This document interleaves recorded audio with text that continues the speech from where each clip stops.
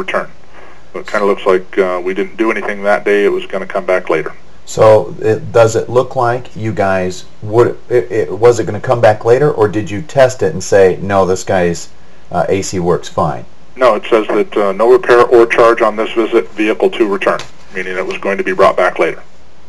Why would that happen? I mean, why would we drop off a vehicle and you guys do nothing and just vehicle going to come back later? I could answer that question besides what I've heard of people not being able to leave it with us in long enough to come up with an answer. I can't give you an answer on why that decision was made. Normally when I was writing service, it was because the customer wanted their vehicle back. So they were going to reschedule it later when it was more convenient to bring it back in. So where my notes say that we dropped it off, you guys tested it, said AC works fine, you would think that my notes are incorrect, and it's possible that we decided after we dropped it off that we don't have time to drop it off? I can't give you I mean, you're asking me why would that happen. That's a scenario I would think when I read that, is that the customer wanted to bring it back at a later date. Has that I have people happen all the time.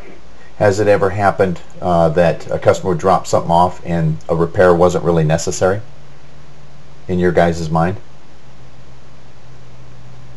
Oh, yeah, in 3.5 years, I'm going to say we've misdiagnosed, yes. Okay. All right, so then... Well, yeah, no, I agree. I'm just trying to figure out why, see, this goes back to my concern that I don't know that your notes are going to allow me to get what I need come springtime, because here I have two situations where you guys, both on 9/15, 9/22, measured the device and determined that it works fine, whereas when we get it on a warm day, it didn't work at all. So I guess what I'm calling it is a misdiagnosis, or I guess I don't know how you guys really test things. I know how we test it. We bring it out when it's hot and use it. If it works, it works. If it doesn't, it doesn't. So again, my whole concern is that springtime, I'm paying another $1,000 to get this thing fixed again. Okay. Well, as far as the leaks, number one, and just to try and respond to your question, the Schrader valve, the one that was leaking, we have a leak detector, electronic and by smell both. And then if they had, which I'm assuming they did, I did not check that, if they had put dye into the system, there would be dye coming out of that also. So there are literally 3 different ways to determine, is it leaking Freon? Okay? Right. That's an absolute, it's leaking, it must be replaced. Okay?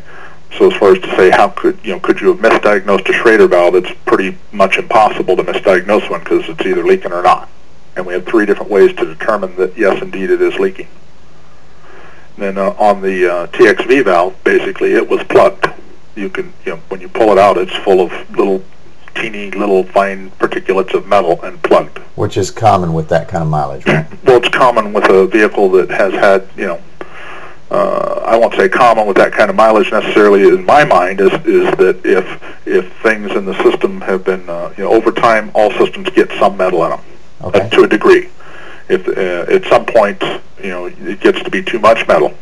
So, Greg Hill's better statement as far as the technicians say in a high mileage vehicle that, yeah, you could see either front or rear filters, I'll call them, plugging up, because all the systems, all AC systems do, bearings, et cetera, do create a small amount of metal that ends up going through the system, and that's what the filters are for. Okay.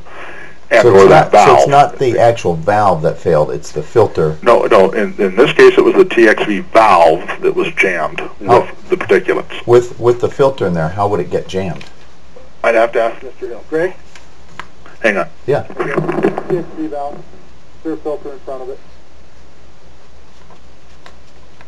Okay. The screen is inside the valve. So when the screen goes up, it takes the valve out.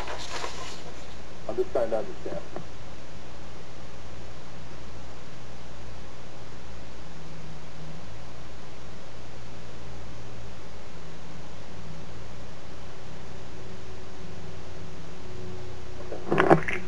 The screen itself is actually inside the valve. Okay, so it's one unit. It's basically would you consider that it's a one unit thing, basically? Yes, he's shaking his head. Yes. That's where I'm not a technician, so I know the basics, but okay, he's nearby, so. Okay, yeah, sure. So when he determined that, of course, then he flushed the system, cleaned it out, et cetera, put a new valve in, with filter, I guess now, I understand. And that took care of that problem. So we had two completely separate problems. And that was what we had discussed the last time, is that, you know, at 100, now you're around 140 probably, or getting close to it, but at 130,000 plus miles, you know, the system is a pressurized system. So as far as leaks, it's always looking for the path of least resistance. Sure. If we, I have the same issue with coolant systems and or oil, but coolant and AC are two of the biggies that, because they run on such high pressure compared to the oil system in most vehicles, that you solve one leak, well, it starts looking for the next weakest point. So in other words, if when you come back in, we test and find out that now let's say the AC, one of the lines going into the condenser is leaking. Well, now we have a completely different leak. In other words, it is very, very normal for us to, people don't want us to completely rebuild an entire system unless we can prove it's broken.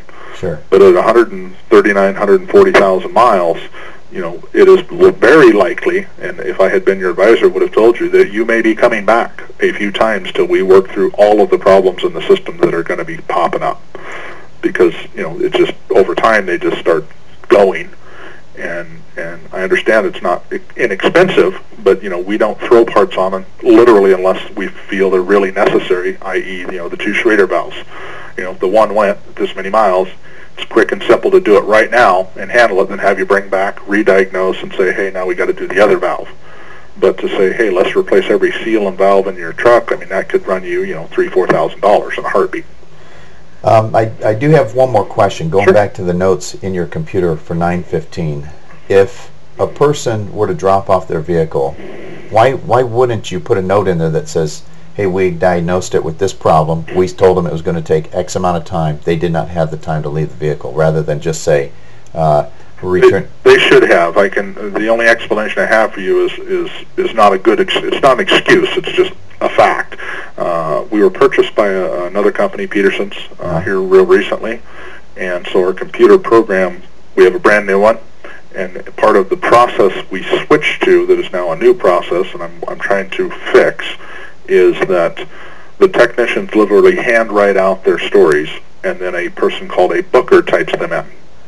And I was told from all the guys, I should say the service managers from the other divisions of Peterson's, that one of the things I will always be working on, and I won't say fight, but that's my term, is that the booker types, there's only X amount of lines she has to put in information, or he or she, and that sometimes they paraphrase.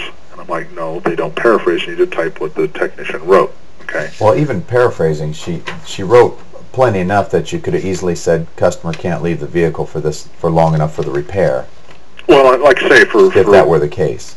I understand. That's what I'm saying, is that the person that was doing the typing was on loan. We're actually trying to get the system changed so my tech can type his own story in, because I don't, to resolve issues like this, as far as the way it's written, no repair or charge on this visit, vehicle to return, to me, in my brain, that makes perfect sense. Why was it to return? I don't have the answer to. You're correct.